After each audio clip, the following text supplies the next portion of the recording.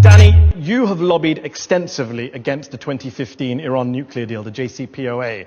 You think it's a bad deal, and like Prime Minister Netanyahu, you welcomed President Trump's decision to pull the United States out of that deal, to violate it. So to be clear, you don't agree that the deal, with all its faults, is working and is putting off the realization of the Iranian nuclear vision by 10 to 15 years?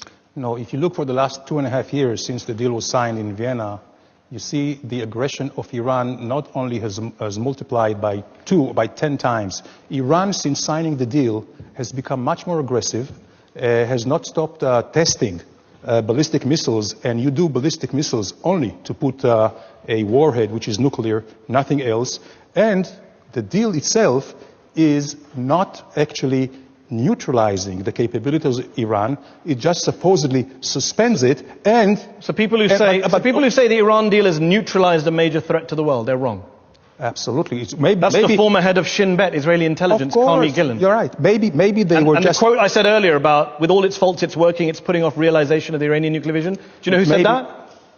Probably. The head of Israel's military, General Gadi Eisenkot. So what do you know that the head of Israel's military and the former head of its spy service don't know? And guess what? Why is it that the head of Israel's military, the former head of Shin Bet, the former head of Mossad, your spy agency, the former head of Israeli military intelligence, the former head of Israel's Atomic Energy Commission, the chair of Israel's space agencies, your country's top military, defense, intelligence, nuclear experts are saying the deal's a good deal, it protects Israel, it protects the region, it protects the world. Well, why should we ignore all of them and trust you, Benjamin Netanyahu, and Donald Trump? They do not say it's a good deal.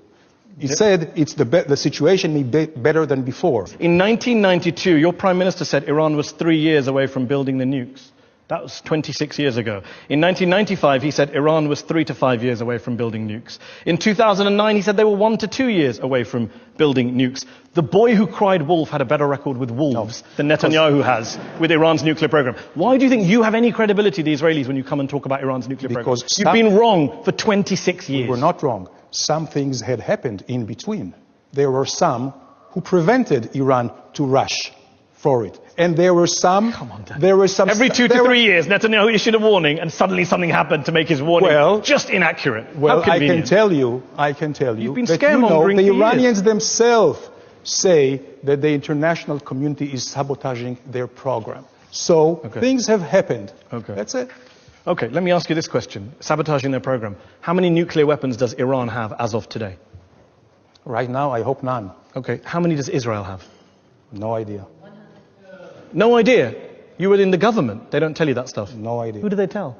No idea. I'm telling you. I never discussed it. But it's irrelevant. It's between... You never discussed Israel's nuclear weapons. You can say that hand on heart. You've never discussed Israel's nuclear... You're expecting us to believe that the Deputy Foreign Minister of Israel never discussed Israel's nuclear deterrent? Seriously, then? No. So let me tell you. No?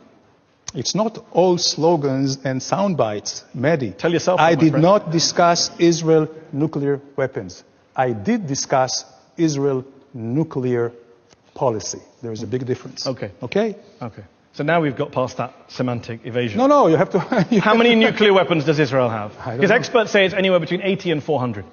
So what? So what? Yeah, so what?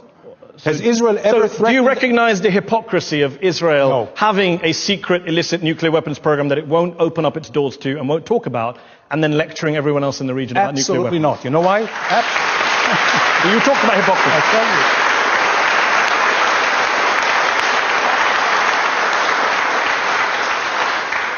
So let's start with the legal and formal. Yeah.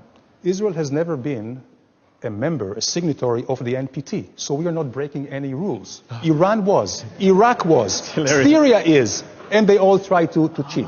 Number one. Never recognized the laws secondly, in the first place. No. Secondly, Israel is the only country in the world who has been, threatened to just erase them. Has Israel ever threatened to erase and attack any country? I think you'll find plenty of pretty genocidal statements from Israeli leaders. Show it to me. Shimon Peres said in response to Mahmoud Ahmadinejad that we could wipe Iran. Iran has every day threatening to erase Israel. About Iran. I'm asking about Israel's Saddam Hussein said he would burn the entire country of Israel. Assad, Hamas. You know what? Even members of Israeli Knesset, the Arab countries. Danny, I'll ask again. We've gone off on a lovely diversion, which you're the master of. How many nuclear weapons does Israel have? I don't know. By the way, another diversion, which I have to say. No. I have to say. You can't pre-announce your diversions.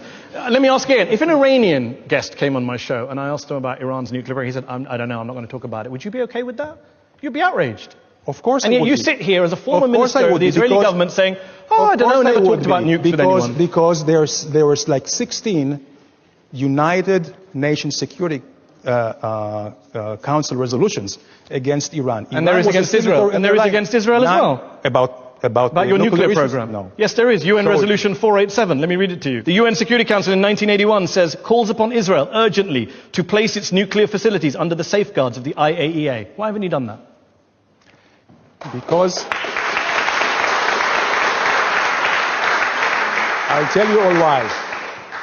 Because we want to live and survive. This is the only reason. Okay. Live and survive. But you are defying a UN Security Council resolution on your secret nuclear weapons program. Live and survive. That's it. Okay. Avi Schleim, when Danny talks about the threat from Iran, do you recognize that language? How big a threat, in your view, is Iran to Israel today? Iran is not an existential threat to Israel, but it is a strategic threat. Now, let's compare the records of these two countries. Iran has never attacked a neighbor. Israel has repeatedly attacked its neighbors. Iran signed the Non-Proliferation Treaty. Israel has refused to sign. Iran submits to inspection by the International Nuclear Energy Agency. Israel refuses to submit. Iran has no nuclear weapons. Israel has between 75 and 400 nuclear weapons. So Israel poses an existential threat to Iran. Now, okay, briefly.